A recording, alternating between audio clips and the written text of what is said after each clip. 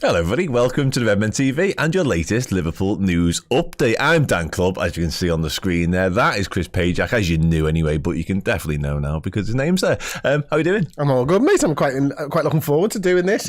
It's the first time in this new sort of format, so yeah, looking forward to it. Yeah, absolutely, yeah. We're going to go through some of the latest news stories surrounding the Reds. There's quite a bit to get through, actually. Some transfer-related, some Arne Slot unveiling-related stuff. I know finally the moment has come. I mean, it says in the agenda here, first look at Arne Slot. I think we all knew what he looked like. Yes, they are. Yeah, yes, they are. A good point. Feel free to get involved as ever in the chat, as you always do. You are absolutely amazing every single time. So yeah, we'll bring up the comments as we go along. Hello, Joanne. Alviso, a regular contributor, Tiff, Darwin, Tom Bredesen, another Darwin, Stevie C, 78. Feel free to get involved, as I say. But without further ado, let's get straight into the actual stuff. First look at Arne Slot. Chris, I mean, were you anticipating we'd hear from him earlier than this? I guess. Yes. It's going to be 4 o'clock today, by the way, for those who haven't seen the news. Liverpool have announced he will be doing his first interview. It will be released at 4 o'clock today, and we'll be reacting to that, or we won't be. Steve and Chloe will be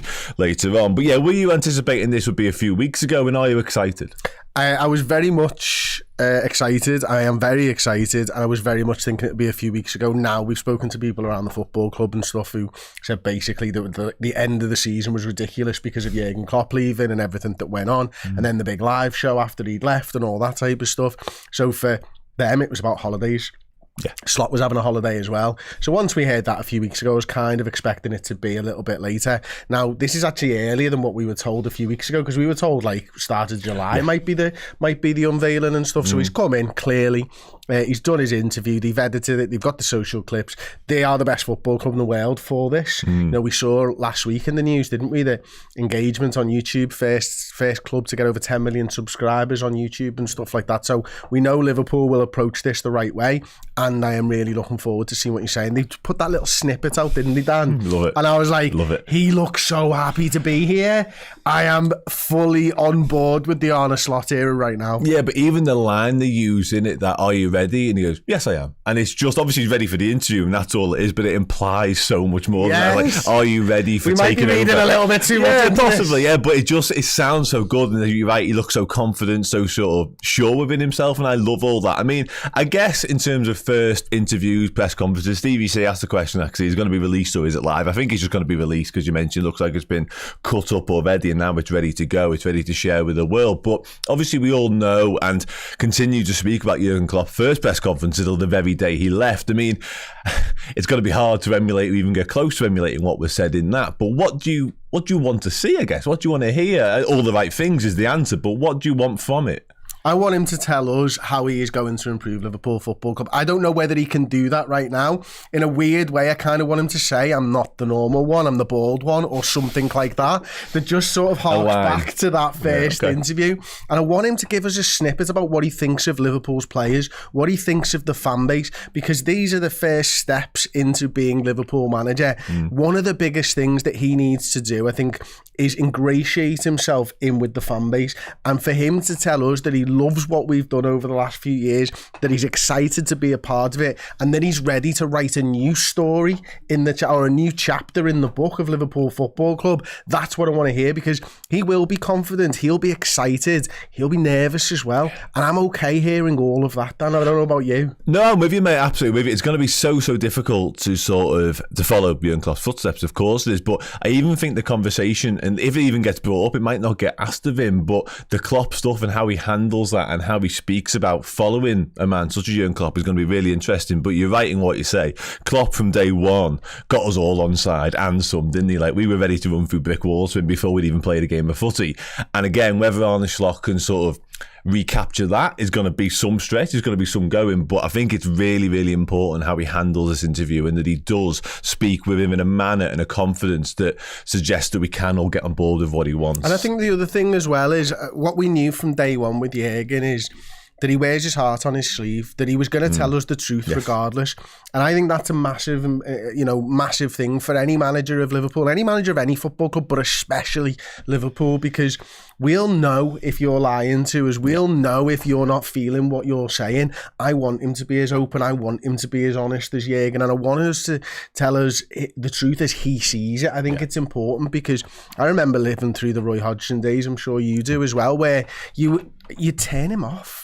Like, he was the only Liverpool manager who would talk and I would turn off. Yeah. That's not what I want. And, we saw it with Pep Lijnders at times when he was taking press conferences and stuff like that. Thoroughly engaging, thoroughly open, telling you the truth. That's what I want to see from him. Yeah, I think he will sort of capture the imagination, hopefully the hearts and minds, and hopefully in this first interview as well. The real Cal Jones, I think the interview has been done today or has been done in the past. I imagine it's been done in the past. It's not in the past, but it's the recent past. We saw photos of him on holiday and he looked darker than he did on those photos from his holiday. So I'm saying he came back from his holiday, they got the lads back in, and the lads and the girls at Liverpool Football Club have recorded this probably over the weekend or maybe Monday, something like that, and now we're getting to see it.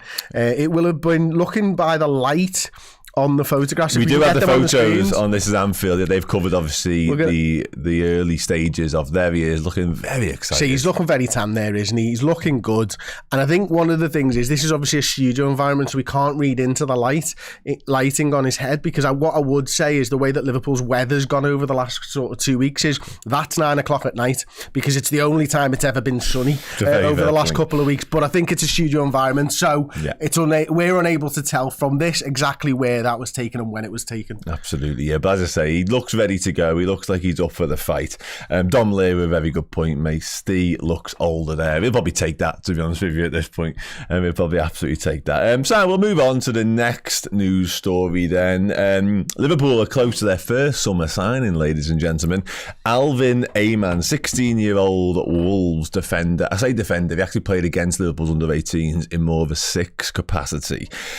I guess, Chris, listen, I'm not going to sit here and ask you what you make of the player, because I imagine you've never seen him kick a ball. What I am going to ask you, moreover, perhaps more personally, is the fact that Liverpool have created a habit now of signing the very best young talent from across the country and indeed abroad. Obviously, entered Europe. Trey and Yoni, Marvin Nallo falls into that category. Ben Doak falls into that category as well. Obviously, Stefan Pacetic we got right before the Brexit stuff happened, so we just about got that one over the line. But in terms of policy and in terms of ways of going about your business from an academy level, Liverpool have seen the fruits of their labour in the academy, particularly last season. It's really smart business again. Yeah, absolutely. And hopefully they've got him in early enough that he can become a homegrown player as well. I think obviously it depends on how many seasons they play before the age and all that type of stuff. So this is all part and parcel of the new football, isn't it? The new Premier League rules and regulations.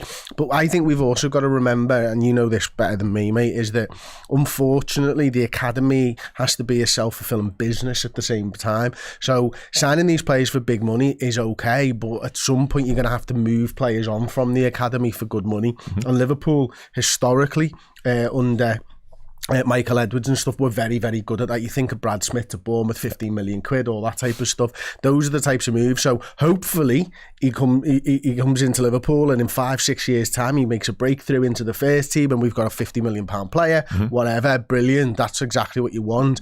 But if not, we've got a good Premier League player or a good player of a good standard for any of the top leagues in Europe that you can move on and keep funding the academy to carry on doing it. That sort of self-fulfilling prophecy and stuff. So it's exciting. Obviously, every time you sign a player, you want to see him. You'll go to the unders matches. He broke through with Wolves in the under-18s last season, didn't he? So you'd imagine he'd be either in the under-18s for Liverpool or he'd maybe move a little bit higher up. Yeah, absolutely. I mean, as you mentioned there, Trey and Yoni's one. He's been a real success story of this particular transfer policy. Signed from Leicester as a 16-year-old, sort of made his early steps rather in the academy as in the under-18s rather. Then went to the 21s and obviously made his first team debut last season. So a real sort of meteoric rise for him. And I think they'll sort of expect similar from this lad by all accounts. He's very highly rated. Ian Doyle's covered it from Liverpool Echo perspective, of course. And yeah, just again, another example of Liverpool really sort of trying to bolster their academy, as you say, not just for the first team long term, but also to potentially make some money as well.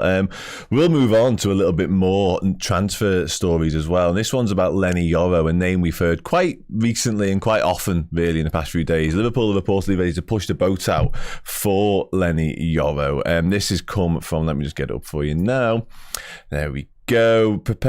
He'd earned twice. Luis Diaz's wages. 18-year-old, he'd earned more than twice Diaz's wages. I mean, Luis Diaz might have to have a conversation about that. Yeah, I think he's on 55 grand a week or something. Well, that in It's itself ridiculous. needs probably looking at, I would say. If he's going to stick around, I think Diaz will be demanding, and his representatives will be demanding more money, because that's his first contract, of course. Yeah. Let's just touch on that, right? From Porto. He's never really had a wage hike since then. That feels crazy, especially if you are going to sign an 18-year-old and double his wages immediately. This is obviously Leny Yoro from Lille. David Ornstein reporting this initially on Friday, I think. Real Madrid remain the front runners for this one. You've had a look at him in a bit more detail than most of us. What do you make of this potential signing? I think he looks really good, but I don't think it's likely to happen for Liverpool. Okay. I do think, Lille are going to want money, and I think Lille are trying to force Real Madrid's hand, because I think if Real Madrid want Leny Yoro, they will happily wait a year for Leny Yoro, and I think Lille are basically sort of gone, right, we need to garner some interest. Maybe if it's just get Real Madrid to bid what we want them, because he's got a year left on his deal. He'll walk out the door. He was at the Champions League final in Wembley as a guest of Real Madrid. We've seen that happen before. Jude Bellingham did exactly the same thing, didn't he, where he was a guest of Madrid and stuff. So I feel like Liverpool, there will be a genuine interest. If Ornstein says there's a genuine interest, there absolutely is, but they are very much not the front runners in this race. It is Real Madrid. Now, whether they want to push the boat out, and maybe that's down to the high pay packet thing. Obviously, if we're looking at maybe 50 million quid from Lille, who want to recover some money for him because he's going to be a top draw player, then we're going to have to spend big money to get him in before Real Madrid on a weekly wage that will satisfy and more him at the moment, but quality player. Yeah, absolutely. And if Real Madrid is sniffing around, obviously you haven't got to compete with sort of the attraction of Real Madrid, you've got to compete with the pay packet they're likely to be offering as well. And I think you mentioned it there, they're going to be a very high quality player. And I guess profile wise, because he's not a left-sided centre-half necessarily, he doesn't necessarily fit what Liverpool are in dire need of. However, do you think it's just one of them occasions whereby the player has got such a high ceiling, Liverpool have to be in the conversation for him? Yeah, I think you do. I think Ornstein again said it in his article on Friday, didn't he, that it would be an opportunistic signing. This is a guy that Liverpool could do without, to be quite honest with you. I agree, but if he's available, you go and get him. If Jude Bellingham was available 3 years ago and we had the funds, you go and get him. There are players, generational talents, unfortunately gets bandied around too much. I don't know whether this is that guy. I don't know whether Yoro is one, but he's certainly, his teammates that I saw quotes from last week when I was putting the All You Need to Know together, saying he's going to be a top defender in Europe. He's definitely going to be one of the best French defenders and all that type of stuff. His coach says he learns quickly. At the academy said he was unbelievable at the way he soaked up information like a sponge. Everyone who speaks about him, who's played with him or worked with him, speaks so highly of him. So Liverpool right now, you're right, probably don't need a right-sided centre-half, but I also think he's got the skill set that if you didn't want a left-sided centre-half, a left footer, he could move into Virgil's position later on, because he has actually played right centre-back and left centre-back at times over the course of the season for Lille. So it might be a get him in now, see him play, and then he becomes a Virgil van Dijk type of a player. I'd preference a left footer, but Virgil van Dijk has been the best centre-back in the world, being a right footer playing on the left side of the fence. So yeah, what do we know? It most certainly has been, absolutely. And I think with the amount of experience he's already got under his belt at such a tender age, like, it's frightening. As you say, his potential is most definitely as well. Quite a few people in the chat talking about my shirt and complimenting it, which is nice. I said it right before the show as well. I was like, it's a lovely shirt. It is a Germany national team shirt for those who have already clocked on to that, including Never Man is here. Yeah, it is a German national team shirt. I thought I'd get into the Euro spirit of things with probably my favourite nation in the competition. When the Germany play next? Tonight. Actually, yeah. You got it on for that. Did you? No, I got this morning. Like, I'm watching the game later. I haven't got it on Germany for that. Shirt on. But now I've said it, yes. Just on Leny Yoro as well, I did see Fabrizio Romano talking about him this morning. And again, it's always prefixed and obviously caveated with the fact that Real Madrid remain the front runners. But Romano has said Liverpool are showing concrete interest in Leny Yoro, which again, David Ornstein, Fabrizio Romano, all the hits are out there, aren't they? So it does feel like one of the situations whereby if for whatever reason Real Madrid can't get that deal done, Liverpool are right there waiting in the wings to pounce, which, let's hope they do. And I would imagine that these reporters, well, actually Romano has said, Ornstein will be checking with Liverpool people. Yes. I don't think Ornstein will be checking with representatives of Yoro or Lille. Romano could very much be the other way around. Do you think, yeah? Yeah. I'm very much, yeah. Oh, yeah. It's the agents, isn't it? We know that. They will pay Fabrizio Romano to get their player's name onto his Twitter account. Just saying. No comment.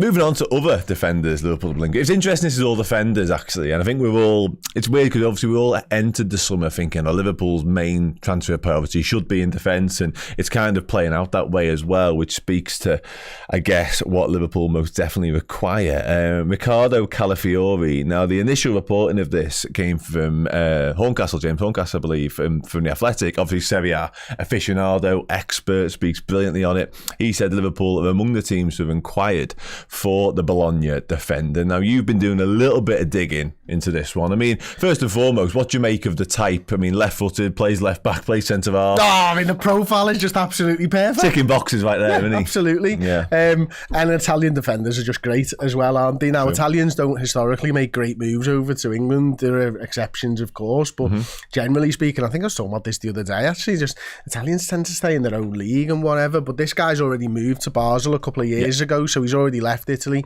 He's obviously then gone back and stuff like that. Now, the profile of the player is absolutely perfect. The age seems to be absolutely perfect as well. If he is a left-sided centre-half who can play left-back, there's a spot in the team for him right now. 22 years old, I think he is. In 3 years' time, maybe Virgil's not at the football club anymore or his powers are waning. There's a spot on the left side of centre defence that he can slot into. And I think that's the thing, isn't it, with him? And you know, for me, I'm just seeing you trying to get the stat head and stuff now. I realise we're not on my laptop anymore. We are not on your laptop not logged in anymore. But you had a look at the stats, didn't you? So I just went on to StatHead. It's obviously a subscription through FB Ref and stuff like that. And I just plugged in tackles and interceptions. Steve, would you mind grabbing my laptop for me from upstairs? I went tackles and interceptions, blocks, aerial duel win percentages, passing percentage and all this type of stuff. And then I literally just picked Serie A, age 24 and below, and he came out top of the stats that I just plucked out of the top of my head. And only I think it was 8 defenders actually came up, and I think of the 4 categories or 5 categories that I picked, he was top or second in nearly every single one of them, which was really, really interesting because I just picked these stats off the top of my head, what I thought might be good over the course of a year. So he's there and he's the right profile, his stats look right and stuff like that. So yeah, he's Italian, he's a defender, he's pretty good looking as well. He ticks literally all the boxes. I mean, what's not to love, ultimately? As I always do when Liverpool link to more or less anyone, I had a quick look on FBref, actually, but I like using the similar players. I love this metric, I really do. And he just compares 10 players who were sort of in and around him stats-wise based on last season. Giorgio Scalvini, who's another highly rated defender at Atalanta, is the most similar. And there's some interesting names in amongst it. Benjamin Pavard, Nico Schlotterbeck, of course, of Dortmund, Jules Koundé, Piero Hincapié as well, who's another one who Liverpool obviously were highly linked to last summer. So for me, there's some interesting and enough there in terms of the names and in terms of the profile. There's enough to like there for me, Chris. And I really sort of, albeit I've only seen sort of very small sample size of him, including the Italy game, of course, over the weekend, he feels like he's emerging a little bit, I think it's fair to say. Obviously, Bologna reaches Champions League. They have said they want to keep hold of the player, but they know it's going to be difficult. I mean, the one small wrinkle in this, really, from Bologna perspective, is the fact that they look like they're about to lose Joshua Kirksey to Manchester United, so their need to sell players might diminish ever so slightly. But from a purely Liverpool and Calafiori perspective, you've got some more stats to tell us why this makes sense. Well, I don't know whether I have, because I'm not sure Chloe's got the NDI up at the moment. But I think, you know, when you're looking at him, I think you're right. It looks like he's about to sort of take that leap, doesn't it? Where he's improving year on year, and you're sort of seeing that he's able to play a lot of games. Bologna, I think, were 4th or 5th in the league last season as well. They just lost the manager as well, I think it's fair to say. So they're a good side. You know, they're performing above where they probably should be, historically speaking, and stuff like that. So I think for me, it was a really interesting one and kind of caught me by left field. Now, what I will say is if we do get the stats up and stuff like that, you do have to caveat that with the defensive stats are pretty useless. They are the most useless of all the stats in terms of what's freely available and stuff like that. But I think, you know, for me, it is literally just a case of this guy looks ready right now to take the leap, and Liverpool under Edwards historically, and now Richard Hughes, will be looking at him thinking, can we get him now?